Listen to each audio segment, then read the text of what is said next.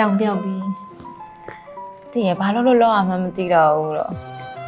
ဘာမှမသိတော့ဘူးဆိုတဲ့ဟာမျိုးပါ ဘုကေပန်းကကြောင်ပြောက်ပြီးကြောင်ပြောက်ပြီးဆိုလူကြီးတွေကမသိဟဲ့ဘယ်ကြောင်ပြောက်လို့တော့ဘယ်ကြောင်ပြောက်လို့မသိရမလားအန်ဒီကမဟုတ်ဘူးအော်ချပြီးဟာကြောင်ပြောက်ပြီးတခုဆိုလို့ရှိရင်စိတ်ကြီးဆိုအာမင်းရမဟုတ်မသိရမလားကိုဘာလို့လောမသိဘူးဆိုကြောင်ပြောက်ပြီဆိုတော့နည်းနည်းတော့ကြားဘူးတယ်လုံနေတလန်ဘာဆက်လို့တော့မသိဘူးလမ်းတွေလမ်းပြောက်သွားဒီအဲ့လိုမျိုးလေးအဲ့ဒါကြောင်ပြောက်တာတယ်မမေးလိုက်မေးအဲ့ဒါသိတယ်တောင်းနေကြဆိုင်ရအဲ့မှာဆိုင်ပိတ်ထားလို့ပါလို့ဆိုရင်ဝိုင်းမရလို့ပါဟာကြောင်ပြောက်ပြီးတကယ်ဟောပေးသွားကြမလဲအဲ့လိုနေရာမှာတုံးတာခါပါတော့ဒါကြောက်တောက်တဲ့နေရာမှာတုံးတာပေါ့မသိလားမသိဘူးဒီဘာချင်းလဲခေတ်ကစကားတွေကမပြီးတော့ old school ဖြစ်သွားပြီသိရှင်းပြပါအောင် float တယ်ဆိုတာမကောင်းလို့ပြောတာဟောမကောင်းဒီ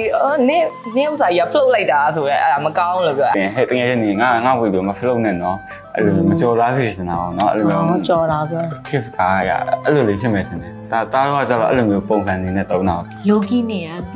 တိပါအေးစစ်စစ်နေတယ်လို့ပြောချင်အိမ်မှာဆို low key အိမ်ကလူတွေကောလာမမီး low key တမီး low key မဟုတ်တမီးပါလားရေးသားရှိရဆိုလို့ရှိရင်လည်းချမပြဘူးကွာရိုင်းမဲ့နေရ low key နေပြီးတော့မှတခြားကောင်မလေးအများကြီးတွဲတာကွာသိရမလားမင်းကတော့သူက single ပါပါသူကကောင်းတယ်ပါမ low key နေပြီးမဲ့လည်းခိုးတွဲနေတဲ့ကောင်မလေးအများကြီးရှိပါတယ်ဆိုဒီအနီတော့ ghost ဆိုတာတရေပဲတည်ရနော်ငယ်တော့လေ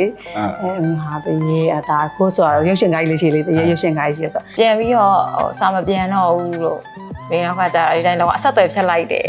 အဲ့လိုစကားမျိုးသုံးတာမှလည်း quiz လုပ်ပါရဲ့မသိဘူးမသိဘူး ghost ဆိုတာတကယ်မသိဘူးအဲ့ဒါရှင်းပြလို့လားအဲ့ထားပါတော့ကောင်းလေးတယောက်နဲ့ကျူနေတယ်လို့တောက်လျှောက်ကျူနေနေကနေပြီးတော့ဟာလုံးဝစကားပြောရလဲအဆင်ပြေနေတယ်ဒါပေမဲ့အကောင်ကြီးဖက်ကနေဆိုပြီးတော့ဟာဘယ်ရောက်သွားလဲမသိဘူးစကားပြောတာလဲစကားလည်းမပြောတော့ဘူးဘာမှအဆက်အသွယ်လည်းမလုပ်တော့အဲ့ဒါကို course လုပ်သွားတယ်။သမီးလုပ်နေကြအောင်။ဒါကြတော့အဲ့ဒါလုပ်သွားအောင်ဒါလုပ်ပြတာ။လုပ်ပြတာ။ No cap က slam မယ်သမီးတို့ slam မှာ no cap အဲ့လိုမျိုးပြောနေရင်းနဲ့မှ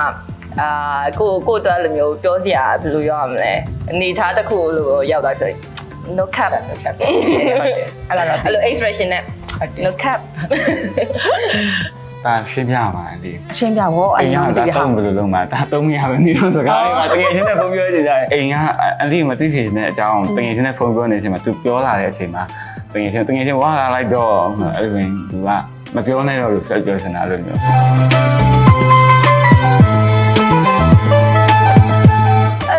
သမီးတို့မတောင်းခဲ့ဘူးသမီးတို့ခင်ဗျာဒါပေမဲ့အဲ့ဒါအဲ့ခေတ်ကမြင်တော့မြင်ဖူးတယ်မြင်ဖူးတယ်ခင်းချက်တဲ့ဟာလည်းမျိုးထင်လိုက်တာတော်လားဟိုမှာအိုးတွေအဲ့လိုမျိုးလန်ပြီးအပေါ်ဟာလည်းအဲ့လိုလန်ပြီးအဲ့ဒီမီးသွေးဆက်ပြောချင်တော့အုံးနောက်မှာယူသက်စင်စားလိုက်တာအိုးတဲဦးလေးအဲ့လိုတင်ပြီးကျုပ်လေးပါအဲ့လိုပေါ့နော်အဲ့လိုကိုသုံးရရင်ခုလေးရတယ်လေးသားဒီမီးကိုလန်ပြီးတော့တဲဦးလေးနဲ့တင်ကြရတယ်လေဒါလည်းကြက်ဥချက်ပါတယ်သားရဲ့ဒါဘာလို့ထင်လဲမီးဘူးအဲ့ဒါသိရမီးသွေးခဲနဲ့ထည့်ပြီးလိုက်တာဟုတ်တယ်တက်ဖို့ငငယ်တော့မိလိုက်တယ်အဲ့တော့ PC လေးပဲရှိသေးတယ်မှတ်တော့မှတ်မိအဲ့ဒါမီးသွေးခဲတင်ပြီးတိုက်တာလေအဲ့ဒါကိုကမသိဘဲနဲ့တောက်ကလိုင်းပူပြီးသိတယ်တားထင်လိုက်တဲ့ထင်မှာငါတို့ပုံရယ်နုအောက်ကဟာလည်းနုစီရယ်ရေခဲမှုရယ်ထင်လိုက်တော့တားထင်တာအဲ့လိုပေါ့အမေတို့တုံးတဲ့ဟိုဟင်းချက်တဲ့စာအုပ်ထင်တယ်အဲ့ဒါမမြင်ဘူးအဲ့ဒါလေရင်ခက်တော့ပြောလေဘာလို့ရန်ကုန်လမ်းညော်နဲ့မန္တလေးလမ်းညော်ရှိတယ်ဆိုတာအဲ့ဒါပေါ့ဒီလားရန်ကုန်လမ်းညော်မီတို့ပြောမယ်ဆိုလို့ရှိရင်ခုခိကဟိုပေါ့ Google Map ပေါ့ Google Map ခိက skin care တို့ junction 8တို့စပေါ်ကသွားကျင်တယ်ဆိုအဲ့ထဲကိုကြည့်ရတာဖုန်းနံပါတ်တွေရှာရတာအဲ့စာအုပ်ကိုကိုက်ပြီးတော့ကိုကပေးတငယ်ချင်းတွေကဆရာကြီးလုပ်ခဲ့တာလေအမေဘာမှမဟုတ်မမီးရဲ့နာမည်ငယ်တော့တငယ်ချင်းတွေကရန်ကုန်လမ်းညွန်တယ်အကုန်သိလို့လေအဲ့ဒါသိလားချွန်ဆက်လားချွန်ဆက်နဲ့ကြည့်ခဲ့ချွန်ဆက်ဘာလို့အနောက်ဟာကြီးမြင်လိုက်လို့အော်ဒီဟာလေးအခုကြိတ်တဲ့ဟာပေါ့အမကြိတ်မလားတားကြိတ်မလားအဲ့လိုပေါ့နော်ချက်စောမဟုတ်လားအော်တိတ်ရစ်တဲ့ဟာအရင်တော့ဟို delivery ဟိုလိုမျိုးတိတ်ကြီးရှိရပြီးကက်ဆက်တိတ်ကြီးရှိရအာချီအဲ့လိုပြီးတယ်အာချီ play makeup ငငယ်ဆိုတော့ဗာလဲ ပွဲတွေပါရှင်ပြူလို့ပါတော့မမီကခေါ်သွားပြီဆိုရင်မိတ်ကလင်းရတယ်လေအဲ့အာဂျီမျက်နှာကိုဘက်ပူးလို့ပို့ပြီးတော့ပြီးတနခါးတွေပြထွက် တနခါးတွေလို့ပုံတော့ပူဆိုတာပေါ့အဲ့ဒါတွေလိန်အာချီနော်ပရိုမီနာဆိုတာရှိသေးတယ်အဲ့ဒါတွေလိန်ပြီးလို့ရှိရင်အပွားနေတနခါးတွေလူပြီးအမုံတွေပြန်ရကိုကကတော့မှန်ရှိမှာတော့ plan ပြင်လိုက်ရင်တော့လက်သမီးအပြင်လက်ထွက်ကောပြဟာပြောလက်ချက်ပြီးဖြစ်သွားရောအဲ့လိုအခက်တက်လေးအများကြီးရှိခဲ့တယ်အမှတ်တရလေး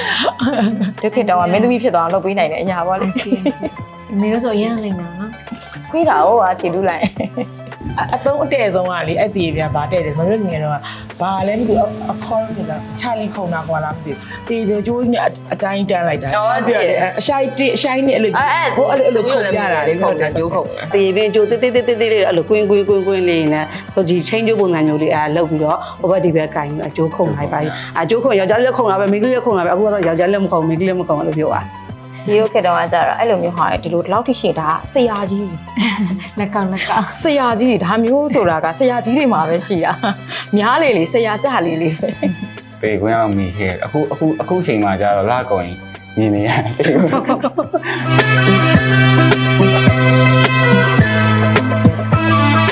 တိုင်းကြီးလေအောက်တောင်ကြီးဖွာအောက်တင်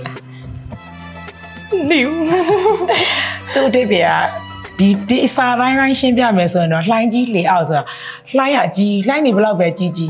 တကယ်လို့အဲ့လေတော်ခတ်တဲ့လူကသူ့ပဲ့ကိုသူနိုင်အောင်ထိန်းနိုင်တယ်ဆိုလို့ရှိရင်အဲ့လှိုင်းဆိုတာလှေရအောက်မှာပဲရှိရလှေရအပေါ်မှာလေအဲ့လှေပက်ကန်ရှင်တော်ရင်တော်တယ်လို့မျိုးလှေလှိုင်းဘလောက်ပဲကြီးလှေရအပေါ်မှာလှေရအောက်မှာပဲလှိုင်းရရှိတယ်တောင်ကြီးဖွားအောက်ဆိုတာတောင်ဘလောက်ပဲမြင့်ဘလောက်ကြီးဥပမာမြင့်မို့တောင်ဖြစ်ခါကပိုရာစီဖြစ်ဘလောက်ပဲတောင်နေမြင့်အဲ့တောင်တက်သမားသူ့ဇွဲနဲ့ပဲနဲ့တက်နိုင်တယ်ဆိုလို့ရှိရင်အချိန်တန်လို့ရှိရင်တောင်ကြီးဆိုတာကိုယ့်ခြေပေါ်အောက်မှာတောင်ပေါ်ရောက်သွားမှာလေဘလောက်ပဲမြင့်မားတဲ့အရာတွေဘလောက်ပဲခက်ခဲတဲ့အရာတွေဖြစ်ပါစေကိုကဇွဲနဲ့ကြိုးစားနေကြလို့ရှိရင်အားလုံးကကိုအောက်မှာပဲရှိနေမယ်အဲ့တဲ့ပို့ပြောတကယ်အိဗယ်ရှိရနော်တောင်ကြီးဖွာအောက်ဆိုလက်ဘွားအောက်လို့ထင်လိုက်တယ် ခွေးမီကောက်ကြည်တောင်ဆိုသိရခွေးမီကောက်ကြည်ဆိုတော့သိရဒီဘက်ခက်ထီလည်းပါအဲ့ဂျင်နီရှင်းသိရ ရရခက်စားတယ် ခွေးမီကောက်ကကြတော့သူ့ခြေထောက်ကတော့အမြဲကောက်နေတာဒါပေမဲ့ ခွေးမိအမိကောက်တယ်တကယ် sorry ခြေထောက်မဟုတ်ချောင်းခွေးမီအမိကသူအဲ့ဒီခွေးမီကကောက်နေပြီမလဲကြီးတောင်းဆိုလိုက်ရှင်ဖျောက်သွားတာလေဒါမဲ့ဘယ်လိုပဲဖြစ်ဖြစ်သူပြောသူဆိုရင်ချက်ချက်ကသူဆိုလို့ရှင်တဲ့ဒိတ်တွေကကြတော့ပြန်ပြီးတော့ချော့လိုက်မယ်ဆိုလို့ရှင်လေကွာခွေးမီကကောက်မြင်ပဲဒီတိုင်းစွတ်ထားတော့မဖျောက်တာဟာ simple number အဲ့တော့လာပြီနေ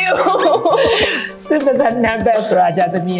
စင်ဆိုတာအဲ့မြေဒီတလိမ့်ဆန်နေထဲမှာအကောင်အကြီးဆုံးအရာစင်တကောင်ရဲ့သူတနက်ပိုက်စားရတဲ့အာဟာရဆိုမိစနာကြီးဘယ်လောက်စားမလဲအများကြီးစားကြည့်အောင်လို့လေဒါပေမဲ့အဲ့စင်ကိုသူကကျွေးလို့ရှိရင်အများကြီးကျွေးမှသူ့ရဲ့ဘိုက်တစ်လုံးသာပြည့်ဖို့အတွက်အနာကြီးပြည့်ဖို့အတွက်အများကြီးစားဒါပေမဲ့တကယ်ကြတော့ဟိုအဲ့စင်ကိုဒါဆိုနှမ်းလေးပဲသူ့အစာကြည့်တယ်နှမ်းလေးနဲ့ပဲပြီးတော့စားသူတို့စီကဘိုက်ဝါပါလေအဲ့လိုပြောတော့အဲ့လိုတကယ်ကြသူများကိုချပါတော့ထားပါသမီးဒီတယောက်ကသူဒုက္ခရောက်နေတယ်ဒုက္ခရောက်ပြီလို့ကိုကမေတ္တာစိမေတ္တာမနဲ့ကူညီတယ်ဆိုလို့ရှိရင်ပြပြဝဝကူညီနည်းနည်းပပလေးနဲ့အပေါ်ရန်လေးလာလုပ်ပြီးစစ်ပသက်လာလုပ်တဲ့သဘောအဲ့လိုမျိုးပြောတာအပေါ်ရန်မလုံးနဲ့ဆိုတဲ့သဘော စစ်ပသက်နှမ်းပတ်သွားတာကို စကောလောက်မှစောင့်မနဲ့ ရှိရလေပြောလေးရှိရလေဒီနေ့ခေတ်ပြောတယ်လေဗါဒိတ်ပဲ ပြောအန်ဒီလို့ဆိုလည်းခဏပြောစကောလောက်မှစောင့်မနဲ့တုံးနဲ့ပြောချင်တာထင်တယ်တုံးနင်းတော်တုံးတာပဲ ဘာမှလည်းမသိဘူး ဘာမှလည်းမသိဘူးနင်းတော်တုံးနေနေရအားတာ စကောဆောက်လောက်တောင်မှနေဟာ သူတို့တော့ဝင်ကားဝတိလင်္ကာနဲ့ပြောတာကွာတုံးတယ်လို့ဘယ်ရိုက်မပြောဘဲနဲ့ စကောလောက် စကောလောက်မှစောင့်မနဲ့လို့တွေ့ဝိုက်ပြောတာအဲ့ဒါဟုတ်တယ် ကြားကြည့်ရင်ခြေရကြီးတယ်အဲ့ဒါကြားဘူးတယ်ဒါပဲဒိတ်ပဲတော့မသိဘူး စကပုံနေပါငါသမီးကြာရှုံးဟလားကြာကြီးချီရ ဒါတော့10တန်းတော့မြန်မာသား86မှန်မြန်မာသား86မှန်နော် ဟုတ်လား ဟုတ်တယ်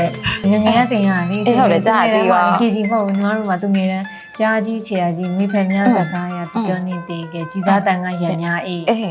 ကြားကြီးခြေရကြီးဟိုကြားချင်းခြေရကြားကြတော့ခြေရကြီးရပါတော့လို့မျိုးကြောင်ခြေရတင်ကြားလို့ခြေရကြီးရပဲကြားလို့တော့ခြေရတင် ဆိုလိုချင်တာသူ့အတိုင်းအတာတစ်ခုနဲ့သူ့ level ရောက်သွားတာနဲ့သူ့ရဲ့လောက်ခဲ့တဲ့အလုပ်တွေကသူ့ရဲ့ image တွေကအဲ့အတိုင်းနဲ့ကြီးလုပ်လေအကောင်ကြီးလုပ်လေသူ့မှာလုံနိုင်ရည်စွမ်းရှိလေသူ့ရဲ့ image တွေကအကြီးထင်ကြံခဲ့လေအဲ့လို